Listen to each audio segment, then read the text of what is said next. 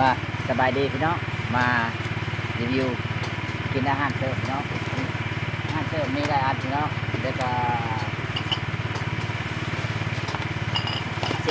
เอาคันนี้เลยพี่น้องไปบริษัทแอดโดลิสเนาะฟอดเริ่มเจอรุ่นเก่าหนึ่งพี่น้องเนาะเวียดมันก็มักฟอดเฮาก็มักฟอดพี่น้องฟอดนี่มันเป็นคือว่าทักทายไปเหมือนเต้นไทยอยากขายฟอดให้พอดีคู่กันพี่น้องแล้วก็กินอาหารเสริมกันไปพี่น้องแล้วก็มีฟอดอีกพี่น้องอยู่ข้างนี้ก็มีฟอดอีกเห็นบ่มีฟอดอีกเนาะจะมารีวิวส่งกระบะกับฟอดเก่งกับฟอดพี่น้องก็มารีวิวไปกับคันนี้เสียให้เมียวเมื่อกลับประเทศเราเนาะเมื่อเที่ยวไปเที่ยวมาขึ้นเสาละมาค้ำละเมื่อนะเรียกว่าขึ้นเสาละมาหาผัวเนาะเพื่อนผัวหาไปหาแล้วมันยากเนาะมายังมาเบิ่งตัดไม้มาเบิ่งเฮ็ดนั่นเฮ็ดนี่พี่น้องเนาะเอา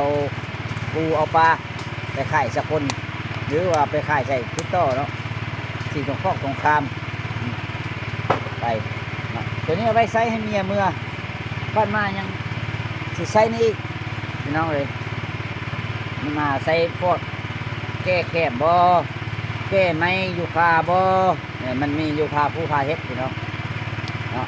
อยู่คนเดียวบ่มีบ่ไม้ยูคามันบ่แม่นบ่มีพี่น้องเลือดแพงเนาะซื้อบ่ได้คือฟอดนี่ซื้อบ่ได้เลยนี่พี่น้องซื้อได้คันเฮาบ่มีเงินหลายพี่น้องเนาะเงินแม้ไปซื้อเลือดมดละมด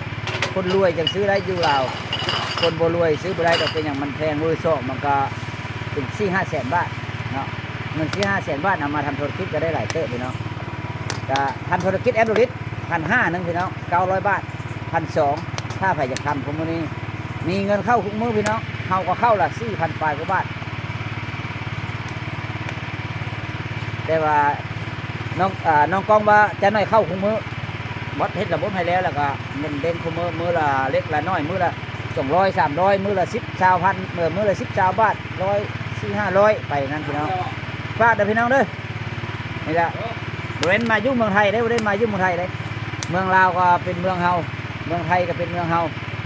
ไปเมืองใดก็เป็นเมืองนั้นแหละพี่น้องเนาะเฮาอยากไปเด้อนึงเมืองอยู่เมืองลาวอยู่เวียดนามอยู่ไทยอยู่เขมรไปได้ต่างประเทศนี่เฮายังสิไปอยู่พี่น้องคำนึงยังสิไปอยู่เฮาบ่ได้สร้างไว้บ่ได้ประเทศนั้นประเทศนี้บ่เป็นหยังอยู่ไปขายอาหารเสริมให้พี่น้องคำนึงพี่น้องคำนึงก็มีคนทุกข์มีคนหั่งมีคนรวยไอ้น้องเวียดนามเหมือนกันมีคนทุกข์มีคนหั่งคนรวยมีคนติดหนี้มีสิ่งคือกันนั่นแหละอยากให้สร้างแอดโดลิสนำกันซื้อชิ้นเดียวเนาะซื้อชิ้นเดียวได้เงินเลือกเอาพี่น้องซื้อชิ้นไหนแต่ว่าชิ้นหนึ่ง1,500ชิ้นหนึ่ง900ชิ้นหนึ่ง1,200ฝากไว้พี่น้องฝากไว้ถ้าว่าใครรุ่นน้อยอยากสร้างธุรกิจกับออนไลน์สร้างได้พี่น้องบอสเราบอกสร้างได้แต่ให้บ่ได้ให้ขายบ่ให้ลงทุนเฮ็ดอะไรจะได้เงินแชร์คลิปกันเนี่ยซื้อสินค้าได้ลิงก์มาดูแล้วก็เอาลิงก์แชร์ออกไปแชร์สินค้าไปบอสขายให้เนาะฟังว่าแอปขายให้บริษัทขายให้ฟังให้คลิปพี่น้องบ่ได้ฟังให้ฟัง